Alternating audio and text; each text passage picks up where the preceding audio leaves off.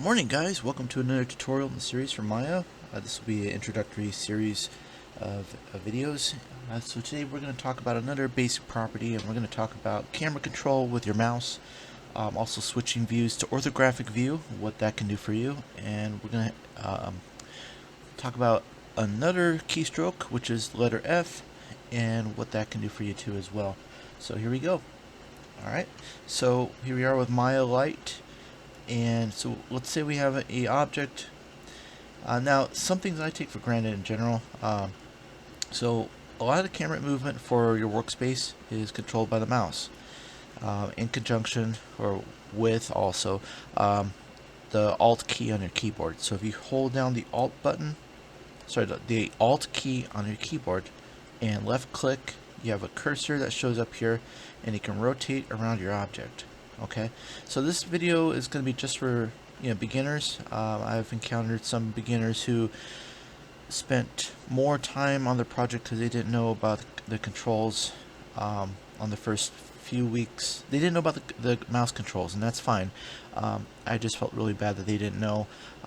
They ended up spending more time on the project on the first couple of weeks of the semester. And I wanted to make a tutorial on that. So little things that can make your work just go a lot more easier, smoother. So if you hold down the Alt key, left click, hold down, and then just simply move the mouse across, you can rotate on all axes, and that's a way to rotate around real quickly around your object.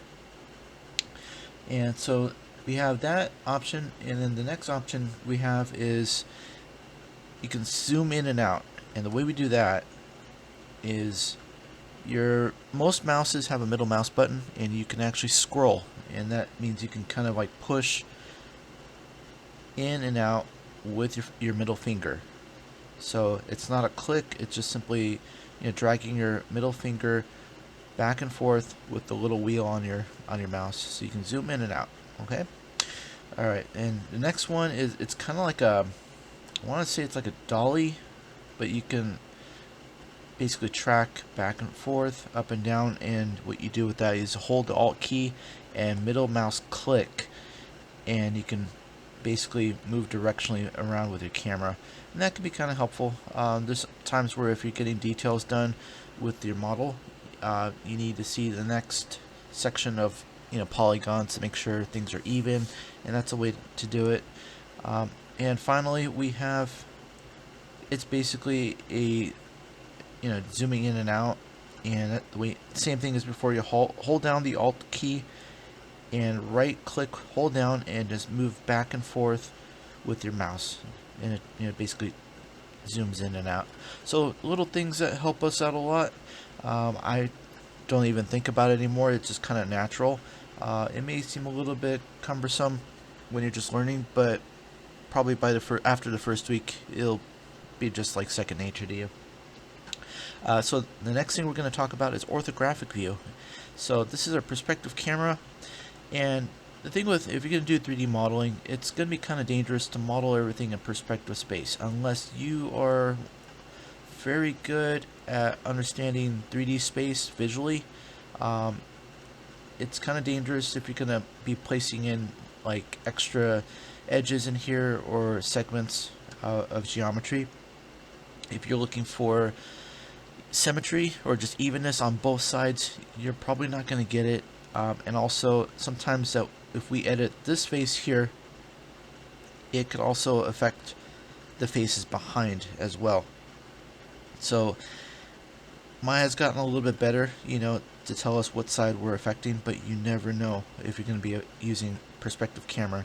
So to go to orthographic view, you can either hit this little guy right here, and that'll take us to our orthographic view. This will give us the other cameras, which are basically dead on evens for, you're looking down, I think looking from the back and looking from the side.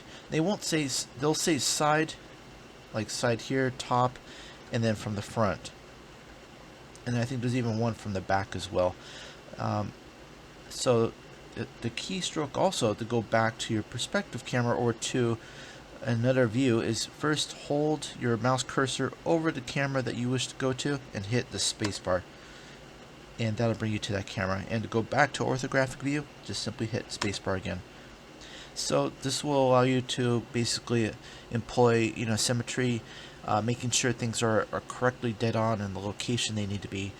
And so that is for orthographic view. Now, if in the chance that you need to add like an additional camera, you can always find them here in panels, and you can always add in a new camera, especially perspective. If you're animating, or if you're pretty much animating, you probably want to have a scene camera and a work camera, and you can always add it here by going into the new. And we'll go through that on another tutorial. And so for today, our last bit of information that we're going to go through is we're going to talk about the next keystroke. So I think every tutorial I'm going to add one or two more keystrokes so that you can basically have them in your arsenal.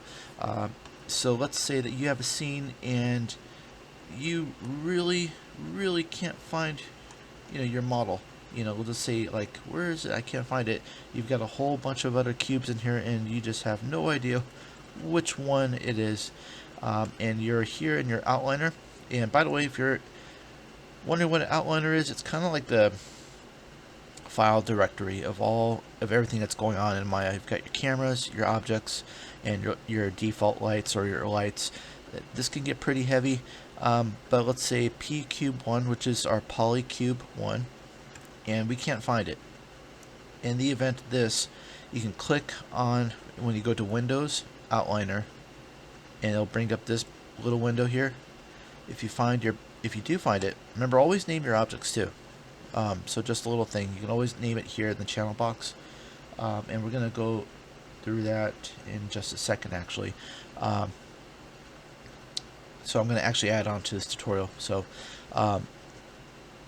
you can always name it here by clicking, but we'll get to that in a second. So anyways, the keystroke, click on your object, put the cursor over in your perspective camera, and just simply hit F. It'll bring it to view. So F, it will be the focus key for Maya, and it's really powerful, because if you can't find something, you're panicking like, where is it, you can simply hit F when you highlight the object in your outliner and put the cursor over in the perspective camera and just hit F, and it'll bring it directly up to front of view.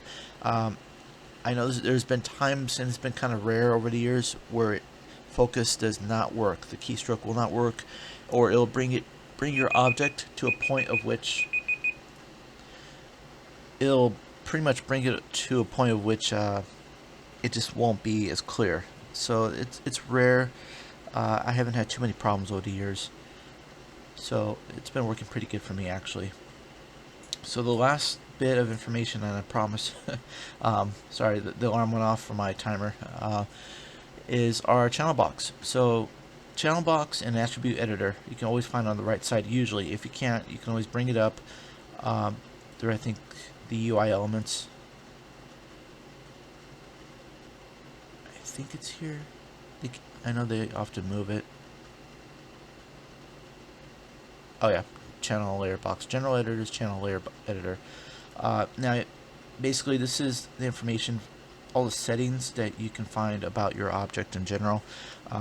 So its position, its rotation, its scale, and let's just say we did a extrusion, for example, and I can demonstrate what's kind of cool about this. Let's just say we did a little extrusion.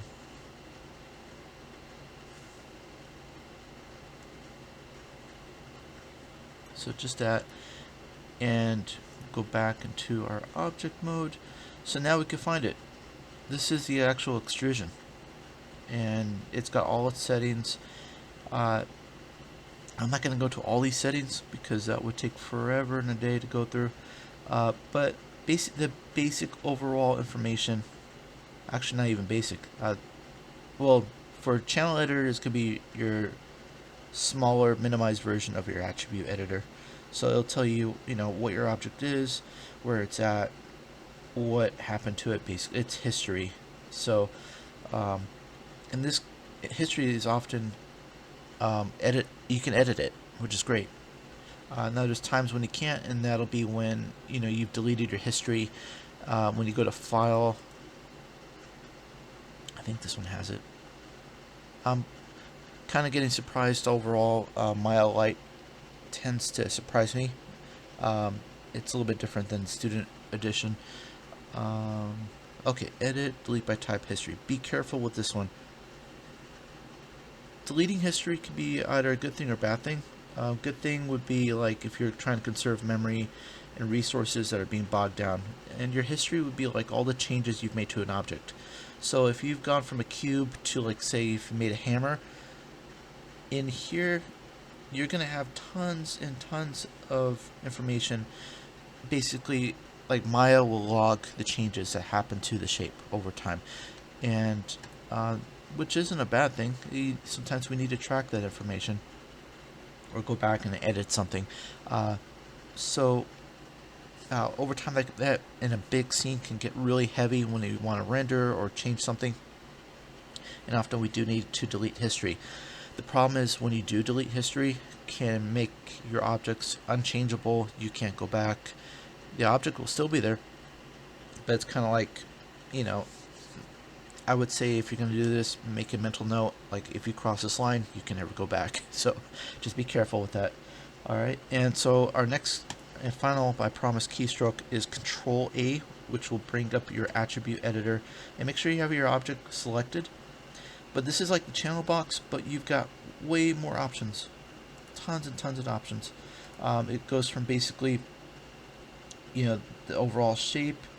Its object display, you can make it more tessellated or more smoother, I think it is, in the viewport.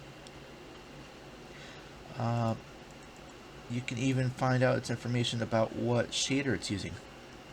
It's like everything is linked in here. So anything that pertains to this object, like anything that's connected to this object, it'll be in there, in your attribute editor. And if you're wondering how to get back to your channel box, just hold Control A again. It'll bring you back to your channel box. So that's it for today. Thank you for watching, and remember always to like, comment, subscribe, and also helps me out a lot if you tell a friend. And if you have any questions, go ahead and message me, or go ahead and make a comment in the video. Thank you so much.